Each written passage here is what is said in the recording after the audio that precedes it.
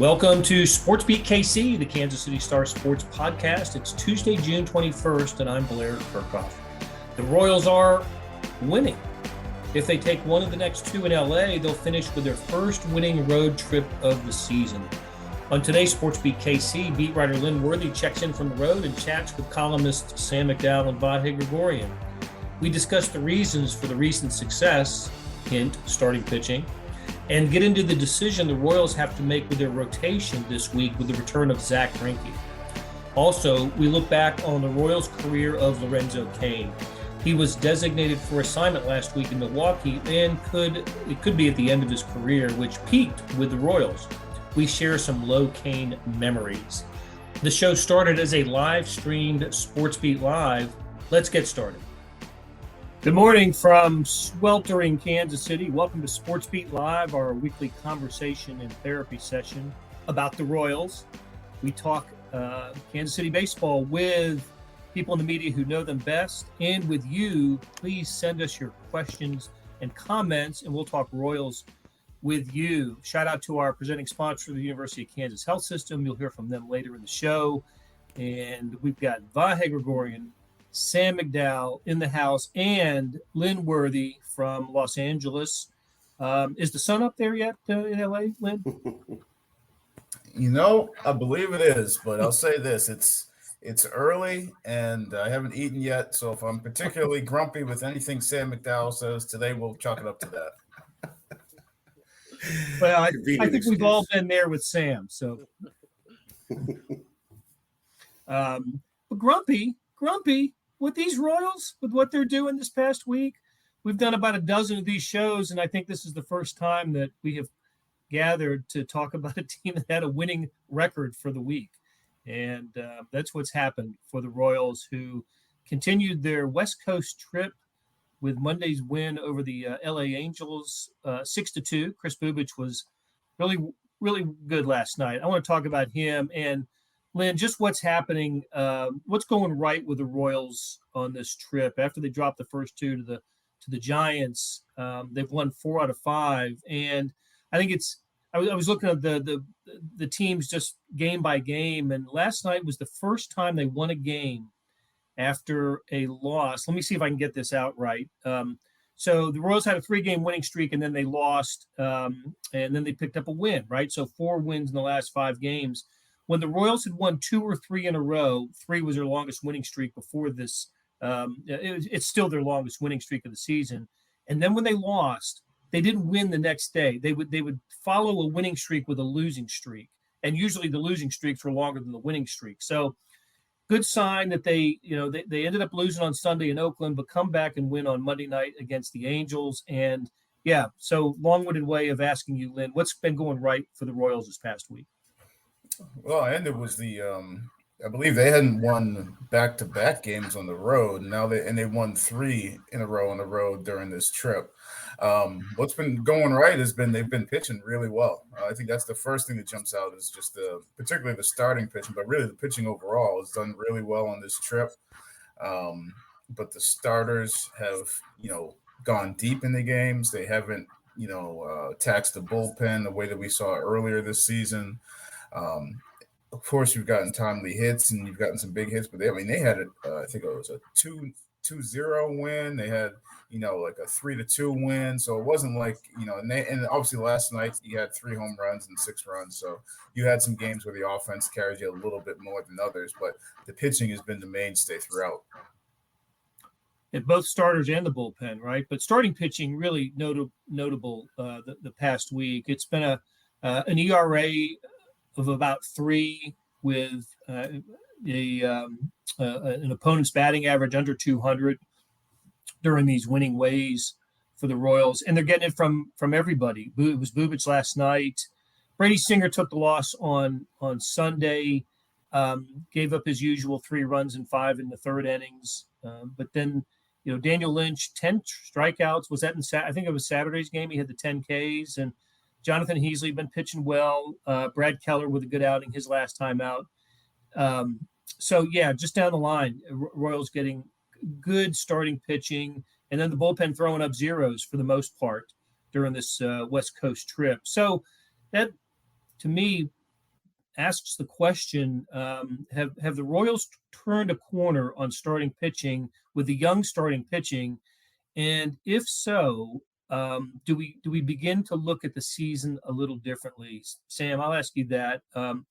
What starting pitching has been the kind of what we've all kind of based the future of the Royals on the 2018 draft class that was full of starting pitching, and we're waiting for them to develop and waiting, and maybe we're seeing some signs here recently that they're going to move in the right direction.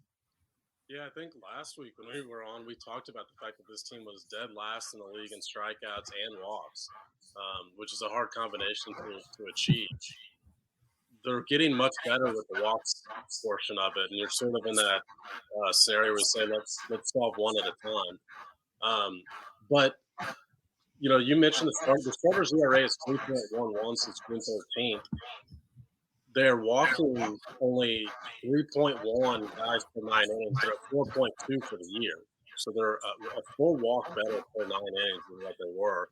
But they're also throwing more quality strikes. It's not just that they're throwing more strikes. When you look at the outer edges of the strike zone, the Royals are throwing 31.8%. The Royals are throwing 31.8% of their pitches on the edges of the strike zone. Over this 7 games on the road trip, every single game they've been throwing a better percentage than that. So they're throwing more quality pitches, not just throwing more strikes.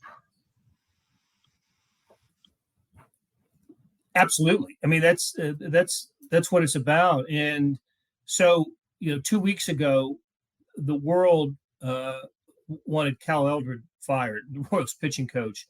And look, I'm not saying that we should maybe change the way we feel based on just a couple of starts worth of for each pitcher worth of production. But boy, when the Royals fired the hitting coach Terry Bradshaw, the cry was, did the right did the right coach get fired? And at least now Cal Eldred has we just don't hear his name as much anymore. And listen, Vahe and Sam, I know you were both had an audience with Dayton Moore yesterday, and Eldred's name came up.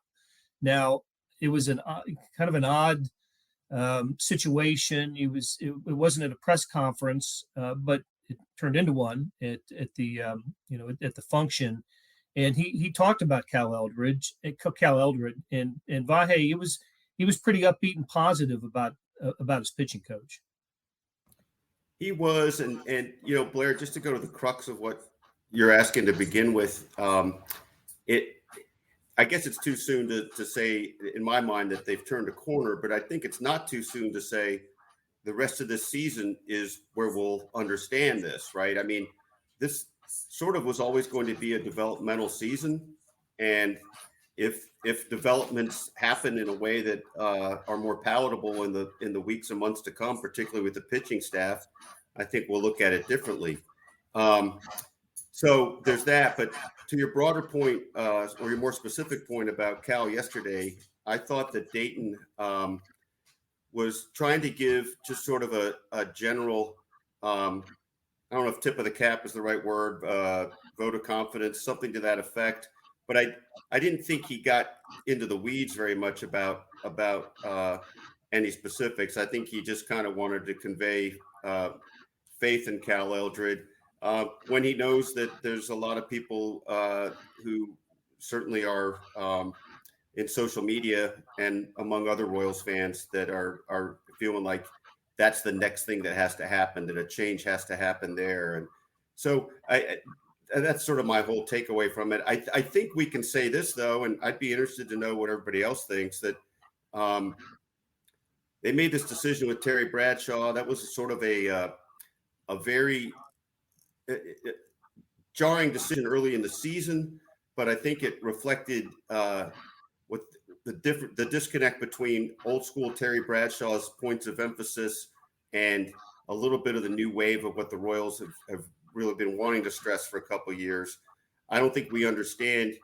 I don't understand anyway, philosophically, how that the parallel of that in the pitching area. But I think we can say that they're certainly cognizant of the pitching deficiencies. They're working on it. They care about it as much as they would care about the hitting, and they have not identified that Cal Eldred is their problem.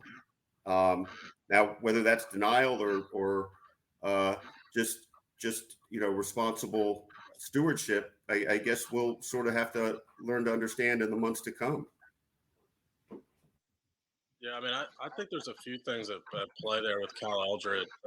One is that I don't see an obvious replacement for him on staff like they had with Terry Bradshaw.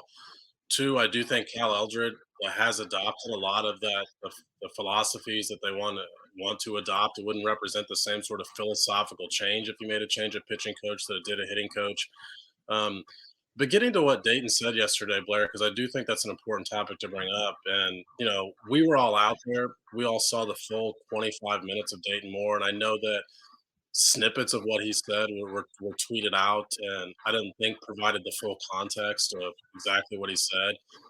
He was asked specifically by Todd Lebo from 810 how Cal was holding up, basically. And that was his response to that. And to me, the problem is not what Dayton Moore said, because what can a general manager say? I mean, he's not going to say, yeah, Cal's not doing a very good job this year. Like, he's never going to say something like that. The problem is that he doesn't have things to point to with Cal Eldred to provide specific examples to us as, look at what we're doing as a pitching staff in this area or this area or this area. That's the problem. So I know a lot of people are into the semantics of what the words of Dayton Moore. But I actually thought it was more telling that he said, and we'll look at it at the end of the season. If I'm Cal Eldred, I'm not feeling confident that my general manager said, or president of baseball operations said, we're going to look at this at the end of the season. And I didn't think that was as big of a vote of confidence as what it was made out to be by the reaction of a lot of people from the snippets that were tweeted out. I don't know. I guess I would think that it's better than we'll take a look at it at the All-Star break, and or tomorrow. That's right. Or as soon as I leave here today. Now that you bring Cal up, yeah, let me look at that. It is a good point, though, Sam, that you make about what do you expect Dayton Moore to say in the moment, right? Of course, he's going to publicly support. I imagine if he was asked about Terry Bradshaw the day before he was fired, he would have come out and supported Terry Bradshaw as well. That, when you avail yourself to the media as often as Dayton Moore does, and as far as the length of time for which those events happen, everybody who wants to ask a question does, and in fact there were several questions that were repeated. So, but that's just that's Dayton Moore, and he feels the responsibility to speak to the fans through the media, and we salute him for that. So, yeah, it's fair to quibble with some of the things some of the responses that he has, but it's also important to discuss what some between the lines and maybe try to interpret a little bit of what he said. Well said, Blair. Speaking of, go ahead, Vahe. No, please go ahead. Just this sort of, it's interesting because it was a generous amount of time in a big picture sense, 20-25 minutes. On the other hand, it was a little cursory in that I didn't think it wasn't going to be long sit down with us getting to do long exchanges and follow-ups in such a way that he might go into more depth about Cal if he had intended to or had more that he wanted to say. So that's all. I'm just not sure that he was looking to be comprehensive in terms of those answers either. Okay. Hey, we're going to take a break here. And when we come back on the other side, we'll continue to talk about pitching because the Royals have a decision to make later this week. And we'll get Lynn's thoughts on what's going to happen with the rotation once Zach Greinke returns. Okay, let's hear from the University of Kansas Health System. March 4th, 2015, I got out of the shower and felt a lump in my left breast. We were able to quickly uncover that she had 2 subtypes of breast cancer, each of them requiring separate and unique treatment plans. This is why you come to the University of Kansas Cancer Center. It is critical to be treated by a team of experts in that specific cancer type. If you don't start with us, I think you'll have more questions than answers. Why would you go anywhere else? Hey, this is Blair. There are several ways to access the Star Sports section. Let me tell you about a couple of them. There is Sports Pass. For $12.99 a month, you get unlimited digital access to all of the Star Sports content, including beat writing, columns, features, pretty much everything we write. The deal renews monthly until you tell us to cancel. For $159.99 a year, you get everything the Star has to offer digitally, including sports and the e-edition. Go to kansascity.com and drop down to the bottom of the page where it says Start a Subscription for more information. Your support has never been more important. As always, thanks for reading and listening.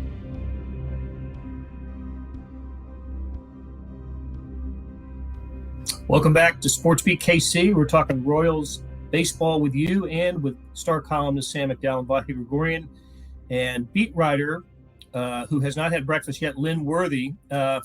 All right, Lynn, Royals have a decision to make because baseball's made a decision, right? Or at least they finally are going to implement the decision of the 13-pitcher limit. The Royals have been carrying 14. They've already made that decision, correct? I mean, Cam Gallagher is now up, and Peacock went down. But now they have another decision to make with Zach Greinke returning, looks like later this week. And how is that going to impact the Royals' rotation?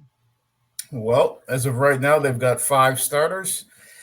Zach Greinke would represent a 6th, and you don't have an extra pitcher spot. So the math there is a little shaky.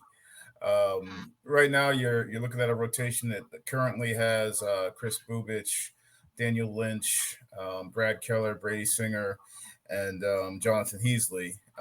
You add Greinke to that, and somebody's got to go. You're just not sure exactly where they're going, and on top of that, somebody's going to have to go off the roster as well. So we don't know if that means somebody goes down to AAA. We don't know if that means somebody gets moved into a bullpen role. We don't know if potentially I don't think it's all that likely you lose somebody from the bullpen, especially since you just lost somebody from the bullpen. But it sounded like the door is still open, or at least we'll find out, I think, in the next day or so here out here in Anaheim what their plan is going to be. But Mike Matheny was not ready to share that with us yesterday. Yeah, kind of an interesting move here, isn't it, Sam? Yeah, I'm wondering if, Lynn, I've obviously been on this whole road trip, if he's getting any feel for the possibility of going with 6 while the other 5 are actually throwing well for the first time collectively this year. I was thinking about whether or not that's the way they go, and I just wonder how that plays out as far as coverage out of the bullpen. I wonder if that means somebody has to be available on the day, a bullpen day out of the bullpen. I mean, the day they would throw their side session, but that means they're available out of the bullpen. We've seen some versions of that in the past. Even earlier this year, I think within the last couple of weeks, there was a homestand where they were short in the pen, and I think Chris Bubich waited until after the game to throw his side session because they thought they might have to use those pitches in the game. So I don't know if that's the way you go. I think if you're going to go with 6, you almost have to, because you don't have, an extra reliever. And I think we've talked about how many of the short starts they've had this season. And I don't think I really realized how many they were until I was writing yesterday, and I went back and looked up, how, because they're going to be short in the bullpen, how many of those starts that they had where guys didn't get to at least 5 innings. I mean, not even counting the 5 and dive innings, but just the guys who didn't even get to 5 innings. And I think when Carlos Hernandez was here, he had 6 of those starts. Bubich has had something like 5 of those starts, and every one of those guys has had multiple of those starts except for Singer, who hasn't been in the rotation throughout the whole season. So I think that's a real concern when you have a short bullpen, and the idea that, maybe you're going with an extra starter. You're going to have to do something to make sure you've got innings covered. Yeah, I do think that what Lynn said, he quoted Mike Matheny as being concerned about the roster limitations forcing you to have one fewer pitcher than what the Royals were carrying and worrying about injuries already. So obviously, if you go with 6, you've got one fewer yet in your bullpen. So it does seem like somebody's going to have to get bumped. And Bubic has sort of been the last guy in here, but for sure has had his best stretch of the season here. I mean, he's thrown just in this streak, he's only given up 2 runs in each of his last 2 starts. He had an outing before that where he threw 5 shutout innings against the Astros. I mean, it's a dilemma that a week ago none of us thought the Royals would have. Yeah. That's how about that? Which one of the starters is which one of these guys who's throwing so well do they bump out of the rotation? That's what everybody was saying a week ago. Hey, Can you go with a 3-man rotation? Yeah.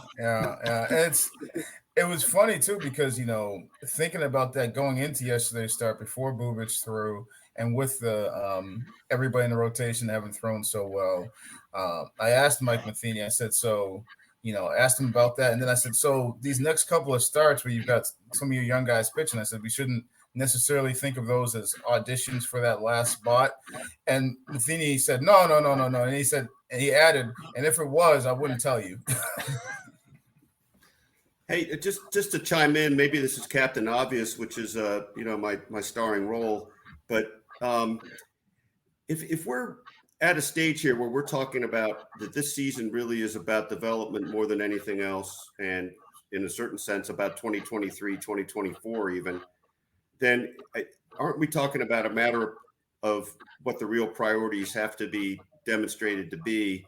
And if that's the case, don't we need to see the 5 guys who are starting now start?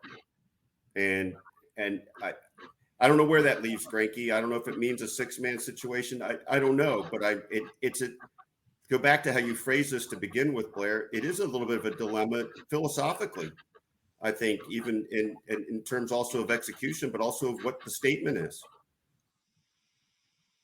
I do think that makes it a lot tougher, Vahe. I mean, you don't want to boot a guy like Chris Bubic or, I think Daniel Lynch is certainly safe, but you don't want to boot guys like Chris Bubic or Jonathan Heasley out of your rotation purely because, the Royals have these sort of artificial markers before they feel like they can really judge players, and it's all about experience in the major leagues. I think a lot of them say, what is it, Lynn, like 90 starts? I mean, it's a large number before they feel like what you have in a starting pitcher. And, you don't get starts by being in Omaha or in the bullpen. So I absolutely think what you said, Vahe, is a major wrinkle in all of this.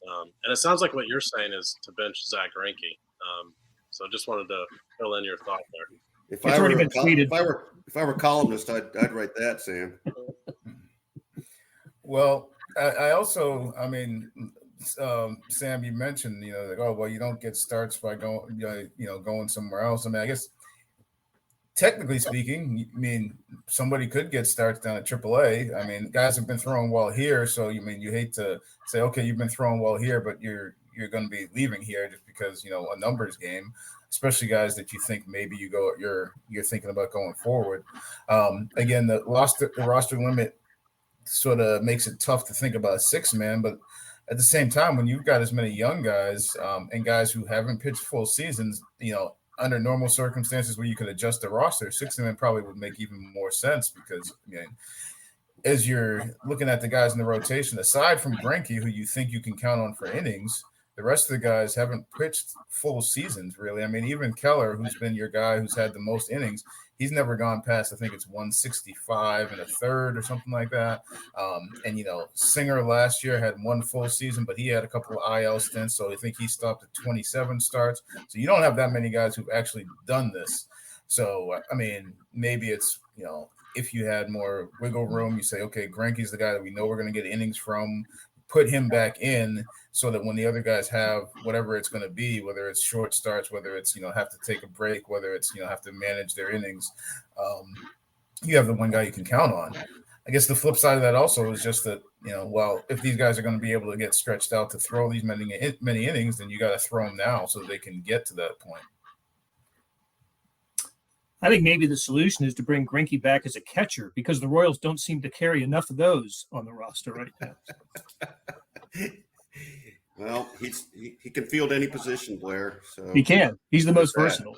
So, all right. Hey, let's use the last few minutes of this show and discuss a former Royal. Lorenzo Cain was DFA'd in Milwaukee this week. He got his 10 years of service time in, and really nice gesture on the Brewers' part to keep him and then let him get his 10 years so he qualified for the max pension in baseball.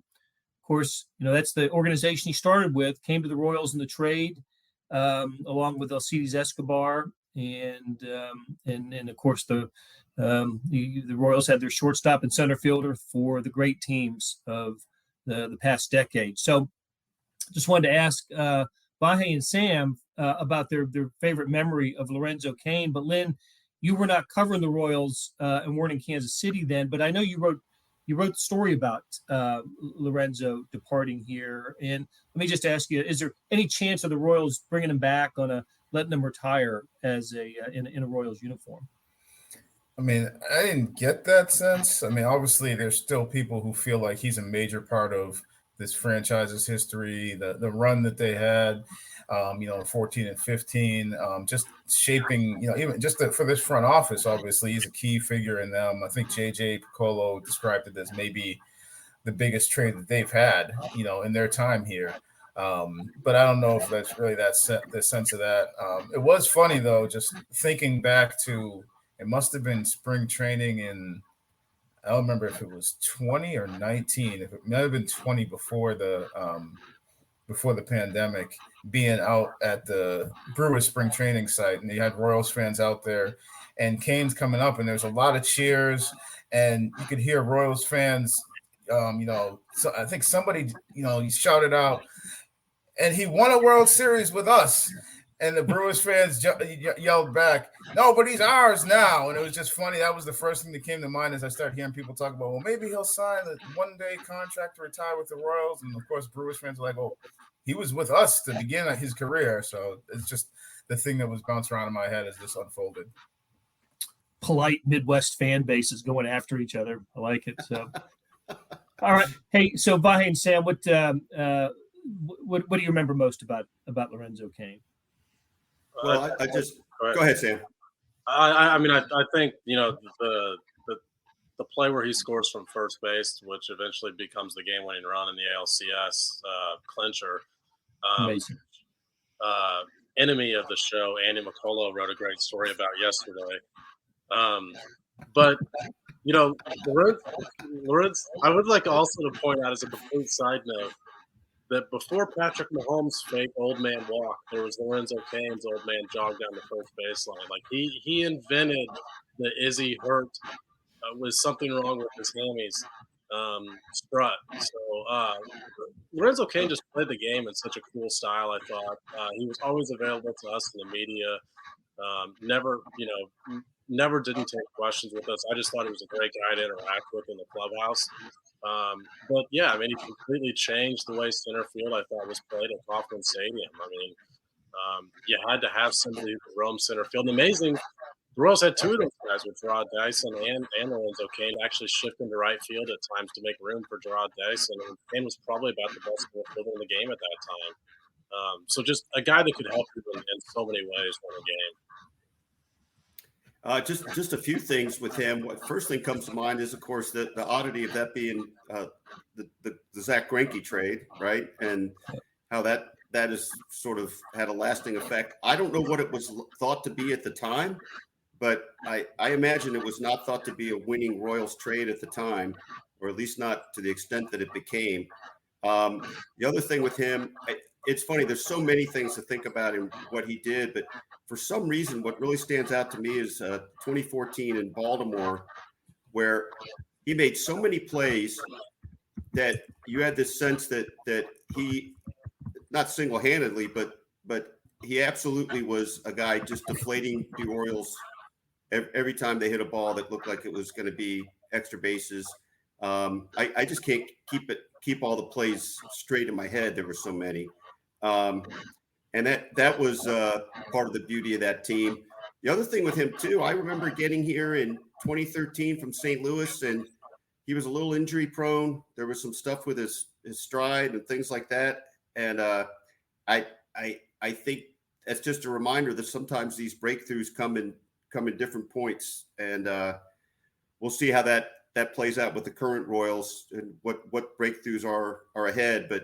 But I don't know that we foresaw what was going to come with him after his first couple of years. One thing that I always found interesting about Lorenzo Cain is we all agree his defense was phenomenal. And I think he won one Gold Glove in his career. And that was because Gold Gloves are awarded by position, and he was always moving around, right? And so Alex Gordon won all the Gold Gloves in left field, but Lorenzo Cain would play right, play in center, and never seemed to have enough games in one position to qualify for a Gold Glove. And all he was the best defensive player, and maybe one of the best defensive players in Royals history. And scoring from first on the single in Game 6 of the ALCS was incredible. 2015, and in 2014, Vahe, you make a good point. In the opening series against the Angels, he made a couple of defensive plays out there in center field that I thought set the tone for the whole postseason for the Royals. He just was phenomenal. So great Royal. He'll be in the Royals Hall of Fame, of course. Just one other thought. I wonder how many kids in the Kansas City area have batting gloves and they step back from the plate and unwrap them and put them back on every single pitch because of him, which is kind of a cute little quirk, but is part of the reason the game is so slow. I was going to say, if that number is 1, it's one too many. I also liked how he leaned back on the on the big swings too. That was really cool. And as Pete Gradhoff mentioned in his tribute to Lorenzo Cain, his smile. He had the greatest smile of the of the Royals of that era. So all right, let's get out of here. Thanks a lot to everybody for watching. Thanks to Lynn and Vahe and Sam for their insights today. Thanks to the University of Kansas Health System for presenting today's show. And we'll be back a week from today, 10 a.m. on Tuesdays, SportsBeat Live, talking Royals with you. Thanks a lot.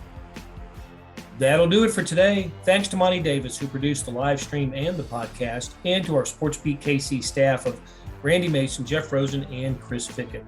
Shout out to our sponsor, the University of Kansas Health System, and tip of the cap to Lynn Worthy, Vahe, Gregorian, and Sam McDowell for sharing their Royals insights. Today and every day, Morning Sports Edition provides you complete coverage in sports. So much stuff crammed in there today. Stanley Cup, College World Series, golf, auto racing, so much more. Go to liveedition.kansascity.com for more information.